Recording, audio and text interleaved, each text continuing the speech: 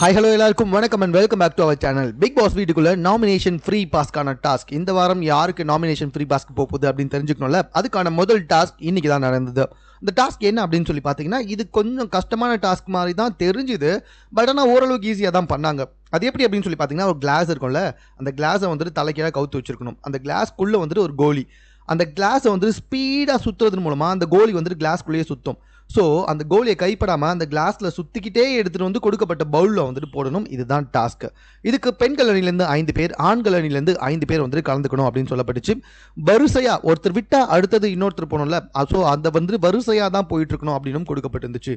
ஆண்கள் அணிலேருந்து தீபக், ரயான், அருண், ரஞ்சித் மற்றும் ராணவ் இந்த 5 பேர் கலந்துக்கிட்டாங்க. பெண்கள் அணியிலிருந்து சாச்சனா, தர்ஷிகா, ஜாக்லின், பவித்ரா மற்றும் மஞ்சரி கலந்துக்கிட்டாங்க.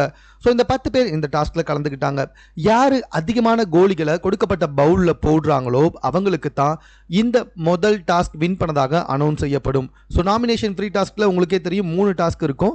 அதில் 2ல் யார் ஜெயிக்கிறாங்களோ அவங்களுக்கு தான் அந்த நாமினேஷன் ஃப்ரீ பாஸ் போகும். ஸோ இதன்படி இந்த டாஸ்க்கை விளையாடுறதுக்கு ஆக்டிவிட்டி ஏரியாவில் கொடுக்கப்பட்டிருந்துச்சு. ஸோ அதுக்கான செட்டப்பும் அந்த இடத்துல வைக்கப்பட்டிருந்துச்சு. ஸோ எல்லா டீமுமே வந்துட்டு இந்த 2 டீமே வந்துட்டு ரொம்ப சூப்பராகவே கலந்துக்கிட்டாங்க. ஆரம்பத்தில் ரொம்ப கஷ்டமாக இருந்தது. போக போக ப்ராக்டிஸ் மூலமாக அப்படியே கொஞ்சம் கொஞ்சமாக ஈஸியாகிடுச்சு. அதிலும் சொல்லப்போனால் அருண் வந்துட்டு ரொம்ப ஈஸியாகவே அதை சுற்றிக்கிட்டே எடுத்துகிட்டு போயிட்டு கொடுக்கப்பட்ட பவுலில் வந்துட்டு போட்டார்.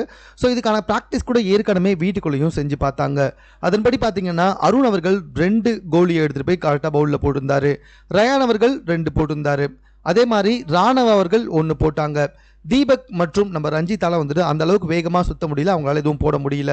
அதே மாதிரி சாச்சனா அவர்கள் 2 போட்டிருந்தாங்க. மஞ்சரி அவர்கள் 2 போட்டாங்க.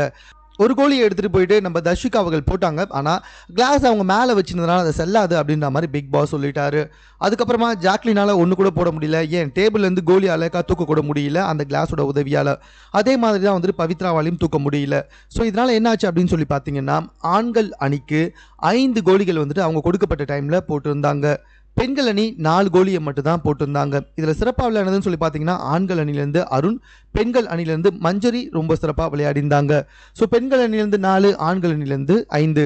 ஸோ இதனால் நாமினேஷன் ஃப்ரீ டாஸ்க்குக்கான முதல் டாஸ்கில் ஆண்கள் அணி வெற்றி பெற்றதாக சொல்லப்பட்டுச்சு. ஸோ நாமினேஷன் ஃப்ரீ டாஸ்க் எவ்வளோ முக்கியன்றது உங்களுக்கே ரொம்ப நல்லா தெரிஞ்சிருக்கும். போன முறை அது பெண்கள் அணிக்கு கிடைச்சிருந்தா கண்டிப்பாக வந்துட்டு சுனிதா வெளியே போயிருக்கிறதுக்கு வாய்ப்பே கிடையாது. ஸோ இந்த முறை வந்துட்டு பார்த்தீங்கன்னா நம்ம ஆண்கள் அணிக்கு கிடைக்குமா பெண்கள் அணிக்கு கிடைக்குமா அப்படின்றது ரொம்ப ரொம்ப வந்துட்டு ஒரு குரூஷியலான மூமெண்ட் தான்.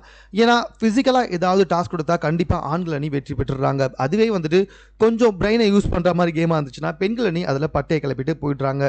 முதல் டாஸ்கில் ஆண்கள் அணி ஜெயிச்சிட்டாங்க. மீதி இருக்க 2 டாஸ்கில் யார் ஜெயிக்க போகிறாங்க அப்படின்றத பொறுத்து இருந்து பார்க்கலாம். மேலும் இது போன்ற செய்திகளை உடனே கூட தெரிந்து கொள்வதற்கு நம்ம சென்னை சேனலை சப்ஸ்கிரைப் பண்ணுங்கள். இது குறித்த உங்களுடைய கருத்துக்கள் எதுவாக இருந்தாலும் கமெண்ட்டில் நீங்கள் பதிவு செய்யலாம்.